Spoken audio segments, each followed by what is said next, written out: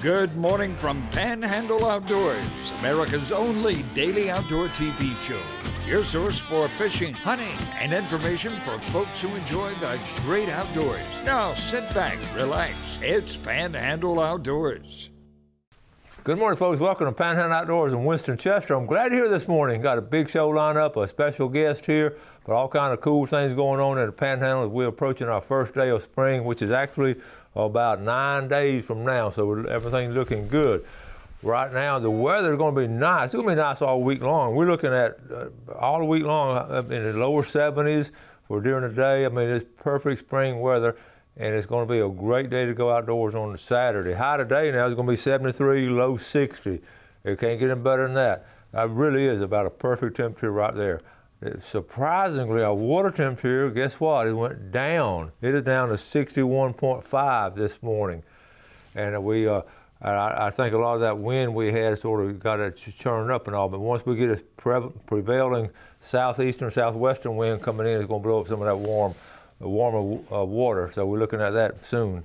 River readings, the Apalachicola, Blountstown, very strong. Like we said, it's still in flood stage. It's at a moderate flood stage, but I believe it's crested out yesterday.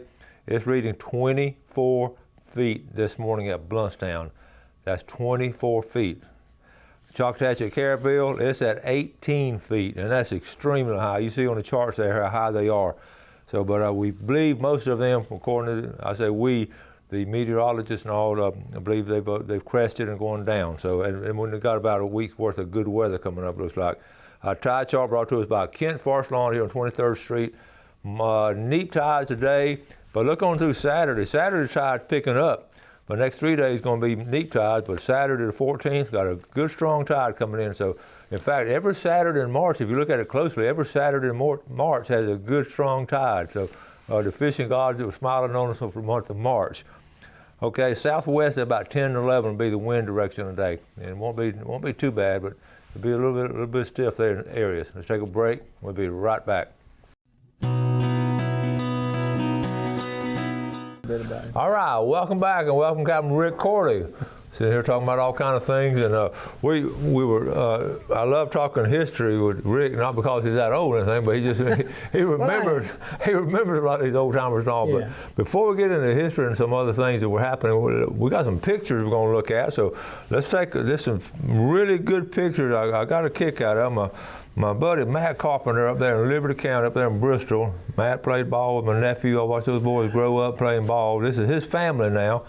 And when it's a catfish or biting in the Apalachicola, we talked about the catfish biting really strong. And here he took his, look here, that picture right there is classic. Now it's special to me, not because I know Matt, but I knew Matt's dad and granddad, and that Matt's granddad, this young man's great-granddad, would make catfish baskets, wooden catfish baskets, and he had that restaurant up there in Bristol, the Appalachian restaurant. They would catch their own fish back in the day, and they would go ahead and put those fish, I mean, back then they'd just have somebody run and catch a trap of fish and bring them up there and cook them in a restaurant, way back in the day.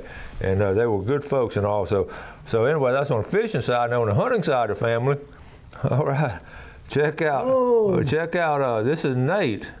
All right, listen now, this is up in Georgia. And what they do, they have plot hounds.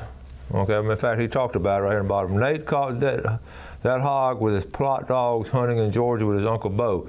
And they catch them and all. They have catch dogs. And that's quite a sport there. Okay, so that's Nate.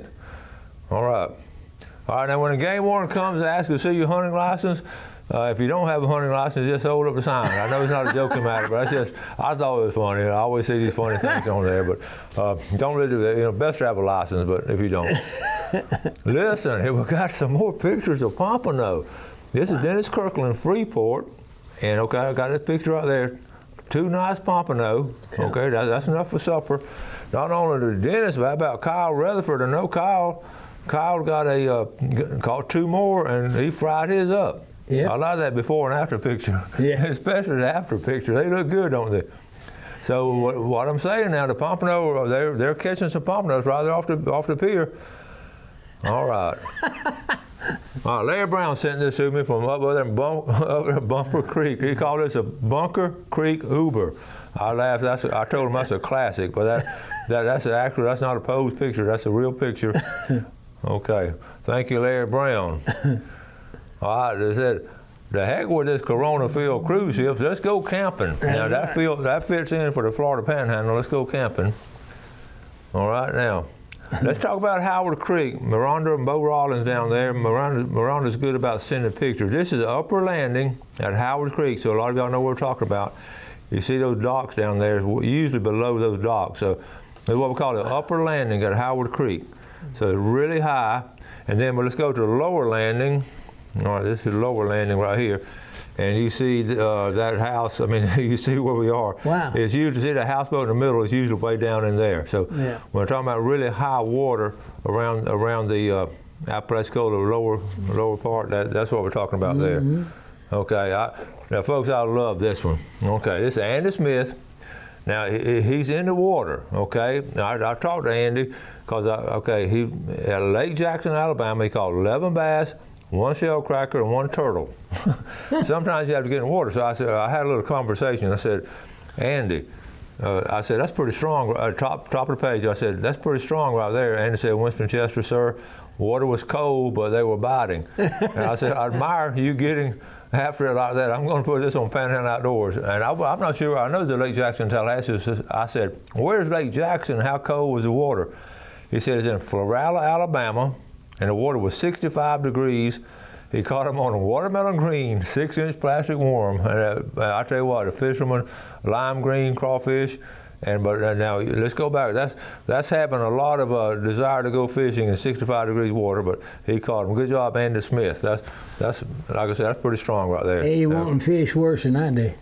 I'm telling you. Oh, look, this is good right here. Think about this week. This week started off. We changed the clocks.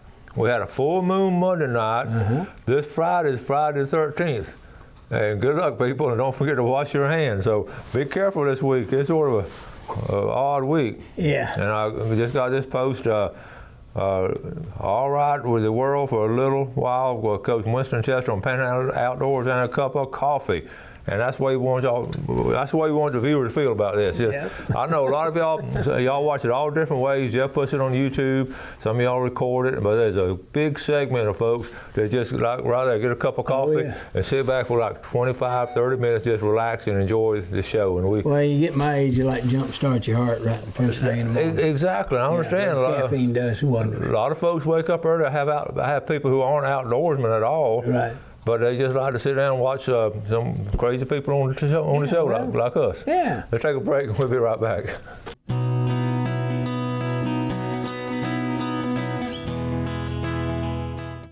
Okay, so here with Captain Rick Corley. Captain Corley, how long have you been a captain? Since 1964. That's all right. You think you're qualified by now? Well, I figured out the pointy end goes up front. We were talking about some basic stuff and all, and I love picking his brain because he did know a lot of these old timers and all, and I interviewed a lot of old timers before he passed away. I mentioned Hawk Massolino, and you got to know him for a while. Just for a while. I was young. You're a young man and all, and he was legendary with his fishing expertise and all. Yes, he was, and he was kind of quiet and unassuming. I mean, he was a nice guy. He really was. We go back to a lot of times we go back to St. Andrews because St. Andrews was the fishing, really where a lot of the fishing started. Yeah. In fact, it's a block away from me is the old stagecoach house. The stagecoach used to come in there and brought people down from Mariana and Alabama and all. Yep.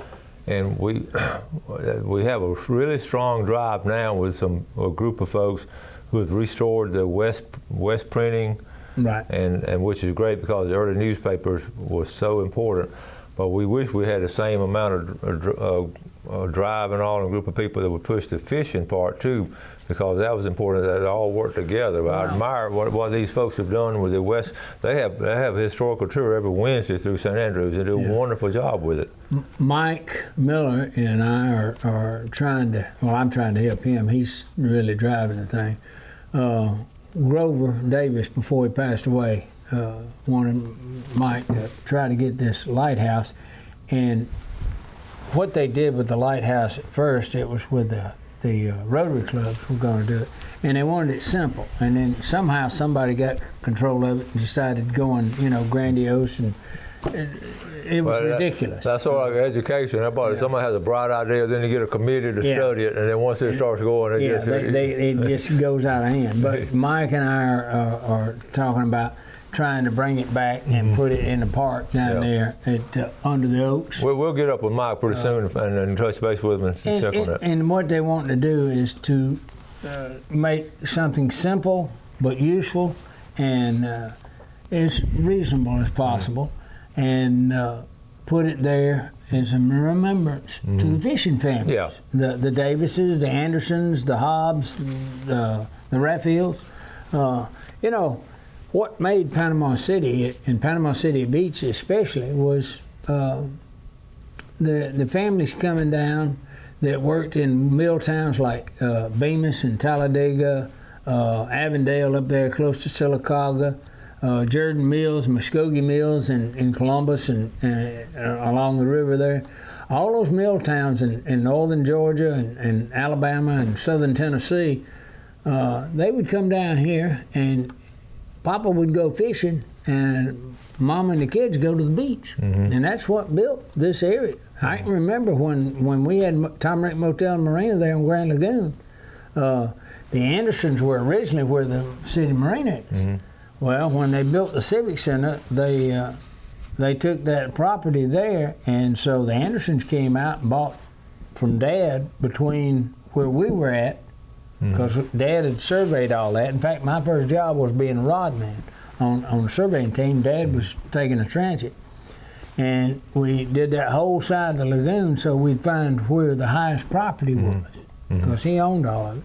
And we built, the Lighthouse Marina is actually 2.5 feet higher than Anderson's. And doing Flossie in '61, Anderson's restaurant had 2 feet of water in it. And we didn't have any flooding. And what year was that? 1961. And then it took off from there because Virgil and Lambert, the two younger brothers to Walter and Max, leased dock space from Herbert Sapp, who owned Treasure Rock. And so most of the fleet moved out there. Well, that's when the Davises wound up in St. Andrews Marina. And the old, I'm trying to remember, the Blue Men 2, I think it was, and Redfin were working out of Holiday Lodge, right there where that condo is at the end of the bridge now. And you had the Gracie Ray running out of Low Smith's there in the Smith's Yacht Base. And guess who one of the deckhands on Gracie Ray was?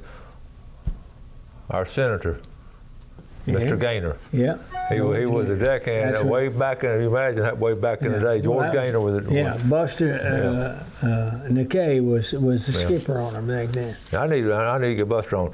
I got a picture here. Talking about early St. Andrews, one of my favorite pictures in a book, and we don't get this area don't get in much recognition. This comes from the Ecker family. I got to talk to Mr. Bobby Ecker. I spent a lot of time. I spent a couple of years with Mr. Bobby Ecker, and his family came down. And the family history was so rich, and they actually settled out there where Tyndall was, but they also were in St. Andrew. This is 1890, okay? Right. But look at the family here. This was in St. Andrews, and you remember where you don't remember it, but you remember the spot. I know where it was. And we're going to talk. Here's the Echo. But look at that board and batten, which has come back in style now. That vertical look on the boards. But look, was that not? Well, and look at that old cupola there with the bay window. For him to save this picture, he gave me the picture. He saved it, and it's in none of the history books. I put it in my book because it tied in. Now here's the key to it. It tied in with the fishing industry because it goes along with what you said. See this right here? This is a business card, okay? It says Charles T. Ecker, St. Andrews Bay, Florida, which was Washington County back then. Back then it was. See that hole up in the top right-hand corner?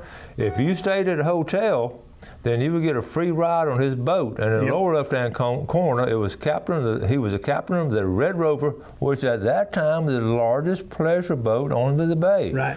Mr. Ecker gave this to me, and I have this in my possession. And if we ever get a nautical or maritime museum, I'm gonna have the Winston Chester collection, because all this stuff people gave me, I would love for people to see. But that goes back. That little card I've showed it to you before goes back to the 1890s, and somebody in that family saved it. Mr. Ecker just had a box of stuff when I was doing the book. He dumped that on the table, and I said, "Oh my God, look at that!" He said, "Well, you can have it." And I said, "No, you keep it in the family." Yeah. He said, "Nobody wants this." He said, "You have it." So anyway, hang on to it. That goes back to what you said. You know, you had a family staying in a hotel, and then want to get on the water. There's something special about being on the water. Yeah. Growing up here, every once in a while I'll put a post on Facebook, and stop and think. I was able to learn to fly. I hold an airline transport pilot license. I have a flight instructor license. I have a ground instructor license. I have a captain's license. I've been a Marine surveyor. My father was amazing. He was a jack of all trades, and a master of a lot of them. He knew how to do concrete work. We built the Motel Marina ourselves. We didn't have it built. We built it. And he knew how to do the surveying to get the land. He put in the Grand Lagoon Railway, Marine Railway. He built a dredge because they needed to dredge the lagoon. Mm-hmm. I mean, back then, people, they just come in and they just did it. Just make it do. Let's take our final break. We'll be right back. Welcome back. Today we're Captain Rick Corley talking about the days that were sort of glorious and splendid at that time. The old timers didn't say those were good old days, though. As they got older, got more conveniences, they were a lot more satisfied. Let's take a look at our fishing game times that they brought to us by Blue Water Outriggers in Port St. Joe. We're looking at 2:23 a.m. to 4:23, and then after lunch, 2:50 to 4:50. You have a little bit out of southwest wind and all. One thing, I was driving back the other Sunday night from. We'd been at a volleyball tournament out down in Orlando. I was going to tell you, I hit the highway. I always go from Perry, hitting Highway 98, and come the back way to Highway 20, what we call the back route. And just we got to Perry, it got dark, and we didn't get home about 9:30 Sunday night. But what happened? We saw 3 or 4 different deer along the side of the road. This time of year. Yeah, you had to watch them on the Bloxham Cutoff down there. That Bloxham Cutoff is what we call it. 267, yeah. And I've made a decision. I love going that route, but from now on, I think when it gets dark and all, I'm probably going to hit the interstate. If I could choose, I don't like driving the interstate because of all the crazes. But anyway, I just want to warn you, Highway 20, all the way through on into Okaloosa County has a lot of deer at night. So just be careful of deer. Vehicle collision. We have accidents every year, and some fatal every year here in the Florida Panhandle. You got a better chance of getting hit with a deer than you are of getting the coronavirus. That's true now. We didn't even start to talk about the coronavirus. One thing we have been talking about, though, has been the river system and how the Apalachicola River system, the river itself, is almost equal to Lake Seminole up there. And we have one more. Yesterday I showed you the aerial photograph. This is coming from a boat now, and it gives a better idea that we're looking toward the Lake Seminole, and that's, of course, the Chattahoochee Dam. You're looking at about 4 foot difference. And you got 3 to 4 foot difference, and it's almost, just looking at it, it's almost deceiving.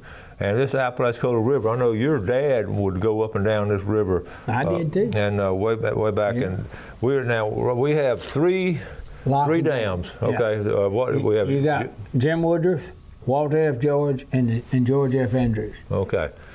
You can go all the way from Apalachicola to the Dillingham Street Wharf right there at the Dillingham Street Bridge between Columbus and Phoenix City. It's 261 miles. Is that how many miles it is? Yep. It's, you got 105 on the Apalachicola. And then if you go to Bainbridge, it's 27 miles up there. You can go up to the bridge there at Bainbridge on the Flint River. And then the other, you can go on to Columbus, the other 150, roughly 151 miles. And back in the day, we had a lot of folks. Your dad spent a lot of time on it. I know you did too, but he was the last first-class pilot for that river. I was going to try to pull it up. He brought the last stern wheel boat called the Callahan, W.D. Callahan, from Columbus, Georgia to Apalachicola in 1928. He brought her down and tied her up right there at where Weefen's Hardware was there on CPO Creek. Is that where it was, where Weefen's was? Yep. They've been there since 1895. And he really missed that because most people don't realize it was quoted on the New York Stock Exchange, Apalachicola cotton. They used to have sailing ships come into the bay there and anchor, and they would go out with the stern wheelers to get alongside and offload the cotton right there onto it. And Apalachicola was just such a busy port. Apalachicola was the second busiest port in the United States from 1828 to 1928. Yeah, about 100 years there. About 100 years. And that was during the cotton era. There was more stern wheelers running up and down the Apalachicola than there was in Mississippi. Yeah, if you look on the map here real quick, you can see I've got Apalachicola down here at the bottom. But you can see as the river goes up into that area, all the cotton, everything was just shipped down through there, right there in the middle. Yeah, see, Bainbridge that's the head of navigation for the Flint River. Yeah. It only goes 27 miles up there. You got Jack Wingate lodges up there, fishing. And they're trying to build up back. But anyway, you see the southeast and all where that was so important. And I've been on both ends. I think I told you before, while I was backpacking, I saw where the actual river was coming outside the rocks. They had it marked there up in North Georgia. And you can't run but 2 barges on there at a time, and you better know what you're doing at that. Most of them will tackle with 1 barge. Yeah. But Dad and I have run 2 barges on that river all the way from up at Alabama docks to Apalachicola. There's a funny part right down there at the end. You look at the Apalachicola River where it comes around that bend at Pinhook, and you think, no, that ain't the river. And a lot of people will go over and go up the Brothers. I've done that. Exactly what we're talking about. They look the same.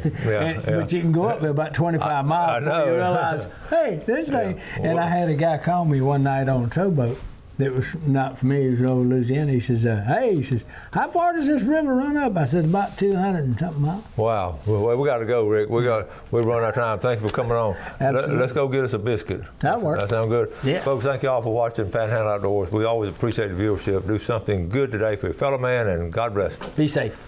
Thanks for watching America's only daily outdoor TV show, Panhandle Outdoors with Winston Chester, featuring hunting, fishing, and other activities and information to help you enjoy the great outdoors. Join us next time for Panhandle Outdoors.